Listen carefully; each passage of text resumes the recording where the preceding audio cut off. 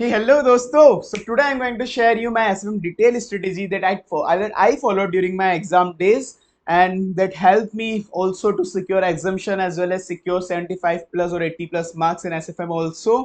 So let's start. ये मैं आपको स्ट्रेटेजी जो मैं बताऊंगा, जो मेरी स्ट्रेटेजी थी वो, प्लस मुझे लगता था कि जो मैंने पहले गलतियां करी थी उसको भी इम्प्रोवाइज करके, क्योंकि एग्जाम देने के बाद सब कुछ होने के बाद पता पड़ जाता है कि आपने भी क्या क्या गलतियां करी थी, कुछ गलतियां मैंने भी करी थी।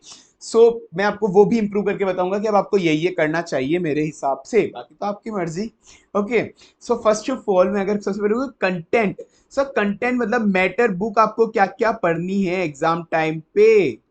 सी एग्जाम टाइम पे या बाकी भी, सी जो बुक आपको फॉलो करनी है, आपको क्या क्या चीजें कवर करनी है। तो आईसीआई एसएम के question, ICI RTP MTP past paper of new syllabus as well as important question of old syllabus also, because old syllabus के SFM और new syllabus के SFM में कोई ज्यादा फर्क नहीं था, कुछ छोटा चिन्नी मुन्नी फर्क था। तो old syllabus के SFM की चीजें भी आपको फॉलो करनी है। तो सर अब ये इतनी सारी चीजें कैसे फॉलो करें? बेटर ऑप्शन किसी अच्छे ऑथर की क्वेश्चन बैंक ले लो जिसके अंदर similarly as per ICAI SM ही आंसर हो। मतलब क्योंकि मैंने पहले भी कहा था आपको एक तो क्वेश्चन 100% कवरेज लेना है, सेकंड चीज 100% क्वेश्चन भी जो सॉल्यूशन होना चाहिए, जो भी क्वेश्चन बैंक आप जो भी चीज आप रेफर कर रहे हो वो सॉल्यूशन आपको एग्जैक्ट एज पर आईसीआई ही होना चाहिए। किसी भी क्वेश्चन बैंक आप जो भी फॉलो कर रहे हो, अगर आईसीआई के अकॉर्डिंग सॉल्यूशन नहीं है, वर्किंग नोट आईसीआई के अकॉर्डिंग नहीं है, फाइनल आंसर आईसीआई से मैच नहीं कर रहा है, तो आपके मार्क्स कटेंगे, आपको अच्छे मार्क्स से आप नहीं ला पाओगे। ठीक है, तो मैं आपको फिर भी सजेस्ट कर देता हूं, एक जैसे एक मेरे को जो मैंने रेफर करी थी मयंक कोठारी सर का कंपाइलर मैंने रेफर करा था, वो मुझे अच्छा भी लगा था। मयंक कोठारी सर का कंपाइलर एक तो 100% क्वेश्चंस कवर थे, plus similarly as per ICAI solution ही थे, सारे के सारे आईसीआई सॉल्यूशन के हिसाब से ही थे सारे के सारे। तो मुझे अच्छा लगा था, इसीलिए मैं सजेस्ट कर रहा हूँ। आपको अगर इच्छा हो तो ये कर लो, या फिर आपने जिसकी भी कोचिंग वगैरह ली है, जो भी लिए, अगर उसमें आपको ये चीजें जो मैंने ऊपर बताई वो चीजें सब सेट हो रही है तो आप वो भी फॉलो आराम से बेचक वो फॉलो कर सकते हो। ठीक है। अब सबसे पहले अपन आते हैं स्ट्रेटेजी पे। एक तो मैंने ये बता दिया, एक और चीज, डू आईसीआई क्वेश्चन ओनली। बहुत से टीचर होते हैं जो आईसीआई के अलावा बाहर के क्वेश्चन करा देते हैं, लाइक सीएफए वगैरह फलाना डीगरा, any question other than ICAI बहुत से टीचर कराते हैं। I never suggest to do those question, even not of CMA also, CMA के क्वेश्चंस भी नहीं करने। रीजन बिंग, अगर आईसीआई को बाहर से पूछना हुआ, मैं ये नहीं बोल रहा कि सिर्फ आईसीआई से आएगा, मोस्टली 99% या 95% पेपर आईसीआई से आएगा। बाहर से आ सकता है, मैं ये नहीं बोल रहा कि नहीं आ सकता, एक आधा क्वेश्चन बाहर से आ सकता है, एक आधा, आपकी किस्मत खराब हुई, लक ऑफ कोर्स, अगर आपकी किस्मत खराब हुई तो एक आधा क्वेश्चन बाहर से आ सकता है। पर अगर आप वो सोच रहे हो कि आप बाहर के क्वेश्चन करने के बाद वो एक क्वेश्चन कवर कर पाओगे, बहुत बड़ी गलत फहमी है आपकी। भाई एसएफएम ओनली आईसीआई ने दी है उतनी नहीं है, एसएफएम ओनली सीएफए में उतनी नहीं है, एसएफएम ओनली सीएमए में दी है उतनी नहीं है। एसएफएम बहुत बड़ी है, हर सब्जेक्ट बहुत बड़ी है, समुद्र है, एवरीथिंग इज समुद्र, सी जितनी बड़ी सब्जेक्ट है सारी, तो आप कितना भी कवर कर लो। आईसीआई को बाहर से पूछना हुआ, हो सकता है आप ये क्वेश्चन कर रहे हो आईसीआई और भी कोई दूसरा बाहर का उठा के लिया है, तो पॉसिबल ही नहीं है ये चीजें कवर करना। तो ये रिस्क हल्की सी रहेगी, कुछ नहीं कर सकते। इससे अच्छा आइस बाहर क्वेश्चन करने से अच्छा आईसीआई के क्वेश्चन बार बार करो, अच्छी हैंड रिटन प्रैक्टिस करो, तो एटलीस्ट जो आईसीआई के क्वेश्चन है वो तो आना फिक्स ही है, तो उसमें अच्छे मार्क्स स्कोर कर पाओगे, फुल मार्क्स ले पाओगे उनके अंदर, तो वही कोशिश करो आप। ठीक है, मेरा यही मानना है, बाकी आपकी मर्जी है। देन सबसे बात आते हैं अपन थ्योरी। एसएफएम की थ्योरी नहीं छोड़ के जानी है भाई, 20 से 30 मार्क्स की आती है, मैं पहले भी बोल चुका हूं, एसएफएम की थ्योरी नहीं छोड़ के जानी है। 20 से 30 मार्क्स आप गवाओगे, डायरेक्ट छोड़ के जाओगे, इतनी इतनी ज्यादा रिस्क नहीं लेनी। अच्छी अपन को एसएफएम की थ्योरी लेनी है, जब पता है कि आएगी, तो एसएफएम की थ्योरी बच्चे पता नहीं क्यों छोड़ के जाते हैं आजकल। एसएफएम की थ्योरी आती है, आपको कवर करके जानी है। सर एसएफएम की थ्योरी के अंदर क्या करें? भाई एक तो एसएफएम की थ्योरी के अंदर डू रट्टाफिकेशन ऑफ हेड पॉइंट ओनली। भाई तुम जो कर रहे हो ओनली जो हेड पॉइंट है उनके रट्टा मारने, ऐसा नहीं कि एसएफएम के अंदर अंदर जो डीप डाउन थ्योरी उनकी पूरी डिटेल डिस्क्रिप्शन अगर वो पूरा नहीं रटना, ओनली ओनली एंड ओनली जो जो हेड पॉइंट है उन्होंने हेड पॉइंट का ही रट्टा मारना है। हेड पॉइंट के अलावा आप फ्री हो जाओ, हेड पॉइंट याद कर लिया आपने, काफी है, आपको अच्छे फुल मार्क्स आपको लगभग मिल जाएंगे अगर आपने हेड पॉइंट भी अच्छे से याद कर लिए तो। ठीक है, तो हेड पॉइंट याद करना है। अब से कैसे करें थ्योरी, किस किस चैप्टर में क्या अप्रोच है? थ्योरी सारे चैप्टर के अंदर है, थ्योरी एसएफएम में सारे चैप्टर के अंदर है, ये तुमको पता है, ठीक है ना। पर अब किसकी, कुछ चीज चैप्टर है जिनमें थ्योरी ज्यादा अच्छे से आती है। ये येलो जो मार्क चैप्टर है ना मेरे, येलो मार्क चैप्टर, इनके अंदर थ्योरी डीप के अंदर अच्छे से करके जानी है। मतलब एक तो फर्स्ट स्ट्रेटेजी सबकी, सारे जितनी भी एसएमए में जितने भी चैप्टर है सबकी एक बेसिक स्ट्रेटेजी, एक ऐसा कंपाइलर उठाओ थ्योरी का जिसके अंदर पास्ट आरटीपी एमटीपी पास्ट के पेपर और आईसीआई एसएम के क्वेश्चन मर्ज हो, मतलब आईसीआई के जितने भी क्वेश्चन आरटीपी एमटीपी और आईसीआई के एसएम के क्वेश्चन, सारे के सारे क्वेश्चन आपको एक जगह मिल जाए, वो कंपाइलर आपको करना है। फर्स्ट तो ये सारे सारे एसएम के अंदर आपको ऐसा ही करना है, ठीक है ना, ये आपको करना ही करना है। ये हो गया। उसके बाद अब जो इंपॉर्टेंट चीज है, अब वो मैं क्वेश्चन जरा सजेस्ट कर देता हूँ वो कंपाइलर वाला, क्योंकि मोस्टली ऐसे के रिपीट क्वेश्चन रहती है, मोस्टली ये नहीं बोला कि सारे के सारे, एक आधा क्वेश्चन हो सकता है वो ऐसे ही बाहर से पूछ ले, जो मैंने बोला उसके अलावा भी आ जाए, आरटीपी एमटीपी वगैरह के अलावा एक आधा आ सकता है। तो भाई एक आधे के चक्कर में इतनी सारी अंदर की पूरे मॉडल की थ्योरी पॉसिबल नहीं हो पाएगी, तो वो चलो छोड़ो। पर अब वो जो मैंने कंपाइलर बोला उसके लिए क्या, भाविक सर का कंपाइलर एक पीडीएफ फ्री में अवेलेबल है, उन्होंने सारा कवरेज करके है। प्लस आप एक इंपॉर्टेंट चीज ये भी करना, जो भी पास्ट की पीएम, पास्ट जो पीएम होती थी ना ओल्ड सिलेबस में, प्रैक्टिस में ना, उसके भी इंपॉर्टेंट क्वेश्चन थ्योरी के कर लेना। और सर ये चीजें मिलेगी कहाँ पे, या तो भाविक सर का जो क्वेश्चन वो कंपाइलर है वो पीडीएफ उनके फ्री में मिल जाएगा, या फिर अगर आप मयंक सर का कर रहे हो तो ज्यादा बेस्ट है, मयंक कोठारी सर का कंपाइलर अगर आप कर रहे हो तो ज्यादा बेस्ट है। उसके अंदर जो मैंने बोला ना कि ओल्ड सिलेबस की भी पीएम के क्वेश्चन इंपॉर्टेंट वो भी इसके अंदर कवर है, पर ये आपको परचेस करना पड़ेगा आपको। तो आप फ्री में रेफर करना चाहते हो तो भाविक सर का पीडीएफ आपको मिल जाएगा, अगर आप परचेस करना चाहते हो तो भाविक सर का आप सॉरी मयंक सर का आप कंपाइलर रेफर कर सकते हो। ये मैंने जो करा था वो मैं बता रहा हूँ मेरा, और मुझे अच्छा भी लगा था उसके बाद मुझे कि हाँ यही करना चाहिए। उसके बाद अब ये जो येलो वाले चैप्टर है, financial policy corporate, risk management, securitization, startup finance, इन चैप्टर के अंदर थ्योरी आईसीआई कहीं से भी डाल देता है, नए नए, हो सकता है आईसीआई ने पास में नहीं पूछी है वो थ्योरी, वो भी पूछ लेता है उनमें से। तो इन चैप्टर को आपको अच्छे से करना है, ये वाला जो मैंने बोला वो तो करना ही है, मयंक से आप एक्स्ट्रा का कंपाइलर, साथ में आईसीआई की स्टडी मटेरियल की थ्योरी भी कर लेना, आईसीआई स्टडी मटेरियल खोल लेना इन चैप्टर के लिए, और इनका ऐसे स्टडी मटेरियल भी कर लेना। भाई मेरा तो यही मानना है, इनके अंदर रिस्क मत लेना इन चैप्टर्स के अंदर। बाकी में आप मैंने जो जो बोला वो कर लो, इसके बाकी इन 4-5 चैप्टर के अंदर आईसीआई का स्टडी मटेरियल भी कर लेना, अच्छी खासी रिस्क हेज हो जाएगी, ठीक है, ये कर लेना। बाकी थ्योरी हो गई।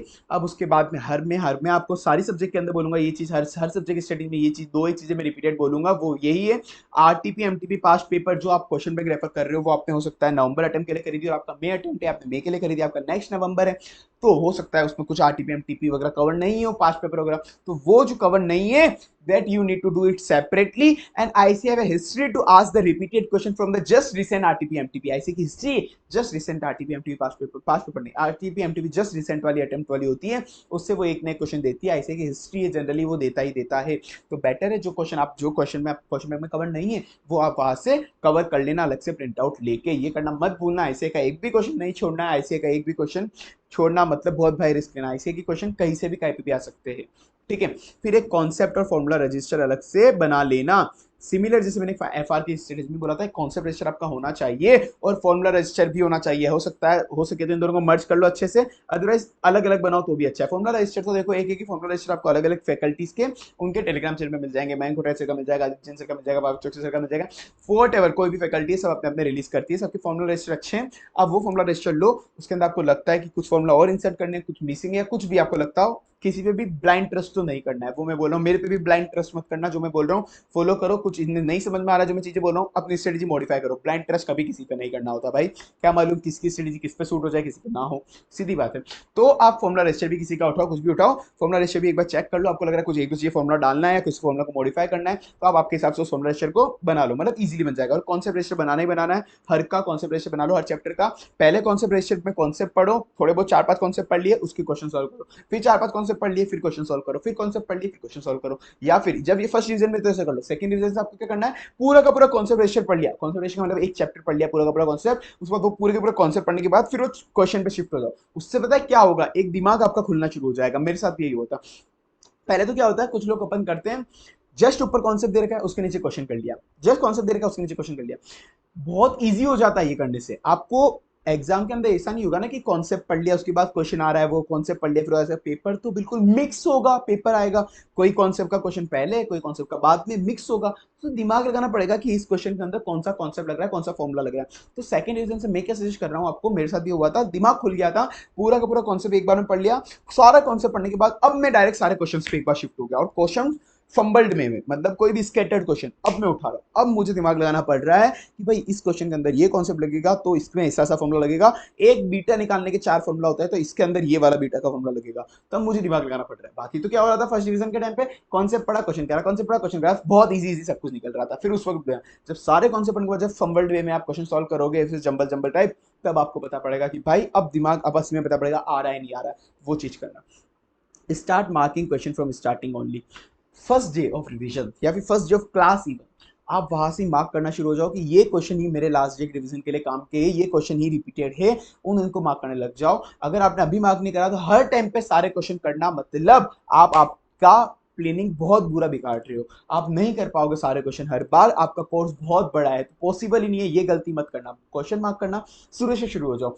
लाइक क्वेश्चन फिल्ट्रेशन कैसे होता है, 100 क्वेश्चन है, अगर पोर्टफोलियो के अंदर 100 क्वेश्चन है तो पोर्टफोलियो के अंदर अगर आपके 100 क्वेश्चन है तो आप अगर फर्स्ट रिवीजन कर रहे हो, आपने अगर टीचर के टाइम पे करा 100 को 10-20 क्वेश्चन वही काट दिया, क्लासेस के टाइम पे 80 हो गए, उसके बाद फर्स्ट रिवीजन में आपने और 20 क्वेश्चन कट कर दिए, आपके 60 बच गए, उसके बाद आपने 10 क्वेश्चन और कट कट के 50 क्वेश्चन बच गए, उसके बाद आपने और कट करे 5 क्वेश्चन, 55 क्वेश्चन बच गए। अब आपको एलडीआर के टाइम पे 55 क्वेश्चन ही करने हैं, ये चीज आपको देखनी है, 55 क्वेश्चन आपको करना है। अब आप सेट हो गया आपका टाइम। अगर आप यही बार बार 100 के 100 क्वेश्चन करते गए तो आपका रिवीजन टाइमली कंप्लीट नहीं हो पाएगा, ये चीज ध्यान रखना याद से। इंपॉर्टेंट क्वेश्चन ही हाथ से करने, ये मैं हर बार बोलता हूँ, सारे के सारे क्वेश्चन हाथ से नहीं हो पाता भाई, सारे क्वेश्चन हाथ से करना मतलब बेवकूफी करना। सही बात है, आप सीए फाइनल के स्टूडेंट हो, आप 11-12 सीबीएसई के स्टूडेंट नहीं हो कि एक एक क्वेश्चन हाथ से कर लो, बहुत कम टाइम में बहुत ज्यादा आउटपुट देना है अपन को।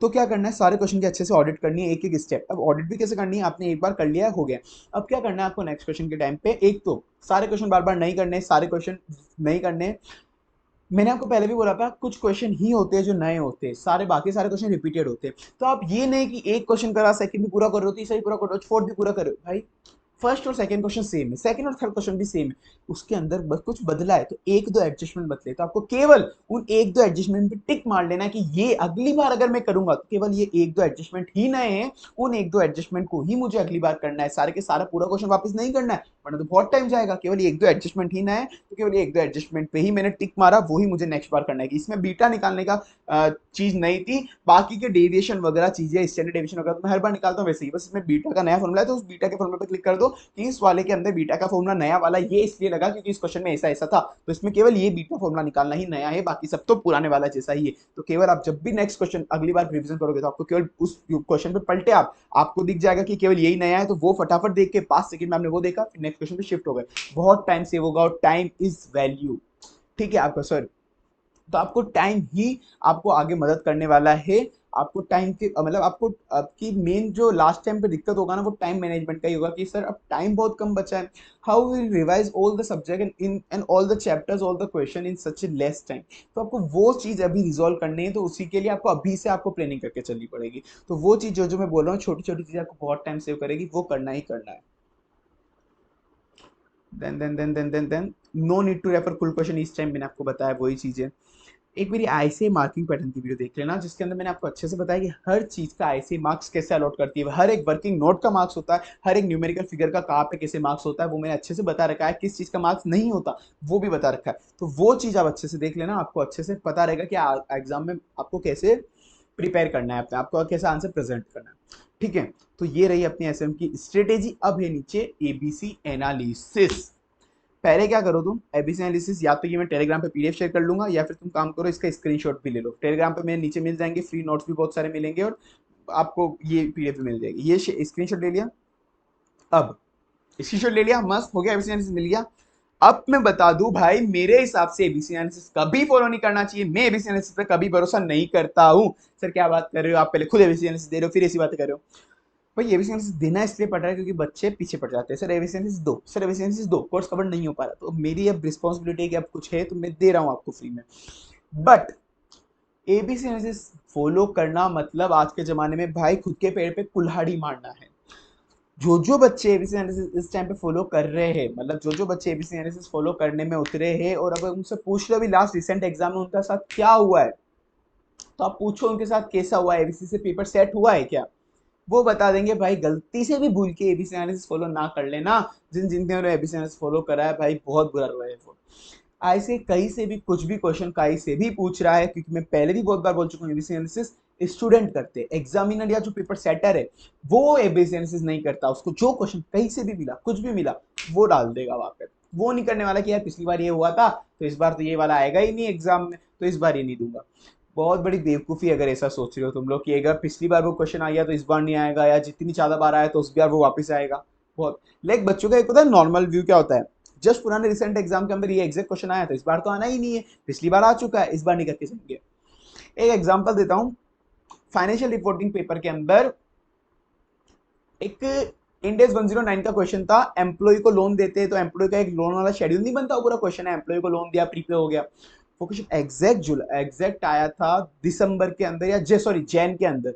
जैन में जो एक नया अटेम्प्ट निकला था उस पर कोविड की वजह से, जैन 21 में exact same question, same ditto question उस वक्त आया था, वो एग्जैक्ट क्वेश्चन जुलाई के अंदर उठ के आ गया, सेम फिगर चेंज करके आके। मेरे दोस्त कुछ थे कि नहीं वो क्वेश्चन तो पहले जैन में आ गया, अब तो इस बार नहीं आएगा जुलाई में, तो स्किप करके गए थे। बाद में उनसे मैंने भाई साहब बात हुई ना, जब उनको पता पड़ा कि सही में वो क्वेश्चन छोड़ के गए थे, फिर वो एग्जाम में जब आ गया ना, जब बहुत रिग्रेट हुआ था। तो ये चीजें मत करके आना, एफिशिएंसी मैं तो नहीं मानता, पर फिर भी अगर आपके पास टाइम कम है तो मैं पास्ट एग्जाम वेटेज के हिसाब से as well as lengthiness of chapter के हिसाब से आपको ये एबीसी एनालिसिस दे रहा हूँ। पर मेरे हिसाब से एबीसी एनालिसिस का मतलब है ए मतलब खून में डालना है, खून में। रात को 3 बजे कोई पूछ ले इसका क्वेश्चन को कैसे सॉल्व होगा, तुम्हारे मुंह से निकलना चाहिए ऐसे ऐसे होगा, ऐसी ऐसी चीजें। तो ए मतलब तो भयंकर वाला खून में डालना है। बी मतलब important chapter, need good attention. C category वाला छोड़ना नहीं। सी कैटेगरी वाला बच्चे क्या करते, छोड़ देते। सी कैटेगरी छोड़नी नहीं है। सी कैटेगरी वो है कि आपको अच्छे से पढ़ना है, ठीक ठाक समझ लेना है आपको, कि एटलीस्ट जो एग्जाम में पास्ट में क्वेश्चन आए हुए, आरटीपीएमटी में आए हुए, वो अच्छे से कवर करके चले जाओ। ऐसा नहीं कि पूरा छोड़ दिया, जो एग्जाम में क्वेश्चन अगर आए हुए थोड़ा बहुत समझ के वो तो आप सॉल्व करके चले जाओ, कि आपकी रिस्क तो अच्छे से कवर हो जाएगी उसको। तो ये करके आपको आगे बढ़ना है, ठीक है, बाकी तो आपकी मर्जी। Okay, so then best of luck for your exams. एक और टेस्ट सीरीज का मैं एक बार बता दूं छोटा सा, एक मैं सोच रहा हूँ टेस्ट सीरीज रिलीज करने का, एक और आप चलो मैं बता देता हूँ। जो आपको एक मैंने बताया नहीं ना आपको कि हैंड रिटन प्रैक्टिस कैसे करनी है। भाई हैंड रिटन प्रैक्टिस में सारे क्वेश्चन नहीं हो पाएंगे, मैंने पहले ही बोला था। हैंड रिटन प्रैक्टिस में ओनली जो इंपॉर्टेंट क्वेश्चन है, ओनली इंपॉर्टेंट क्वेश्चन ही आपको हाथ से करना है। इंपॉर्टेंट क्वेश्चन क्या सर? इंपॉर्टेंट क्वेश्चन ये तो जो आपके खुद ने टिक लगाए वो, या फिर किसी टीचर ने रिलीज करके वो। मैं नहीं बोला कि आपने जो इंपॉर्टेंट लगाया वही एग्जाम में आएंगे, टीचर ने बोला वही एग्जाम में आएंगे, पर हाथ से सारे नहीं करने ना, खुद ने ऑडिट करना है एग्जाम आपको, हर एक क्वेश्चन का खुद ऑडिट कर लो अच्छे से क्वेश्चन को। फिर उसके बाद आपको खुद को रियलाइज हो गया कि ये क्वेश्चन आ गया, आपको लग रहा है कि यार ये क्वेश्चन एक बार में नहीं आया, तो उस पर टिक मार दो। फिर वो बाद में जब पूरा चैप्टर खत्म हो जाए तब उसकी हैंड रिटन प्रैक्टिस कर लेना इंपॉर्टेंट क्वेश्चन की, ठीक है। जब आपको इंपॉर्टेंट क्वेश्चन की करनी है हैंड रिटन प्रैक्टिस, फिर सारे जब क्वेश्चन कवर हो जाए, सारा का पूरा पूरा सब्जेक्ट हो जाए, ऐसे हो गया, तब उसका एक फुल सिलेबस टेस्ट दे देना। ये हो गया कि हैंड रिटन प्रैक्टिस। आप जरूरी नहीं है किसी की टेस्ट सीरीज परचेस करो, आप चाहो तो खुद आईसीआई की क्वेश्चन है उन्हीं को एक टेस्ट पेपर खुद तो क्या बनाओगे, आईसीआई ने जो एमटीपी वगैरह बना रखी है वो एमटीपी लेके खुद हाथ से सॉल्व कर लो। मेन होता है वो हैंड रिटन प्रैक्टिस के लिए और टाइम मैनेजमेंट के लिए, आप वो कर लो, जरूरी नहीं किसी की टेस्ट सीरीज परचेस करो, ठीक है। ये हो गया। अब एक और चीज मैं क्या सोच रहा हूँ, अगर पॉसिबल हो पाया मेरे लिए इस अटेम्प्ट में तो कुछ दिन में मैं रिलीज कर दूंगा टेस्ट सीरीज। पर अपनी टेस्ट सीरीज लाइक हर बार कुछ चीज यूनिक होती है अपनी, इसके अंदर एक फुल सिलेबस टेस्ट सीरीज तो आपको जो पेड ही रहेगी। फुल सिलेबस आपको टेस्ट दे दूंगा मैं, फुल सिलेबस तो चेक वगैरह करके देंगे फुल टेस्ट में, पर उसी रेट के अंदर, मतलब फुल सिलेबस के ही चार्ज होगा आपको। और जो डिटेल टेस्ट सीरीज होगी, डिटेल टेस्ट सीरीज क्या होती है, चैप्टर वाइज टेस्ट सीरीज, वो मैं आपको फ्री में पकड़ा दूंगा। फ्री में हर चैप्टर की टेस्ट सीरीज या 3-4 चैप्टर की टेस्ट सीरीज आपको एक फ्री में पकड़ा दूंगा हर चैप्टर की। तो आप जैसे ही वो चैप्टर कंप्लीट करो, आपको फ्री में दे चुका हूं मैं, आप उन चैप्टर को खुद सॉल्व कर लो, फटाफट उन टेस्ट को खुद सॉल्व कर लो। तो आपको इंपॉर्टेंट क्वेश्चन में इधर डाल के दूंगा या आपको टेस्ट सीरीज के अंदर वो सॉल्व कर लो, तो आपसे उसका कॉन्फिडेंस भी आपका बूस्टअप हो जाएगा। तो डिटेल में फ्री में डालने की सोच रहा हूँ। लेट्स सी, पॉसिबल हुआ तो मैं ये टेस्ट सीरीज रिलीज कर दूंगा अगर सब कुछ सही रहा तो। बाकी चलो बेस्ट ऑफ लक, बाकी जो मैंने बताया फिर से फॉलो करते रहना। Tata bye bye, see you.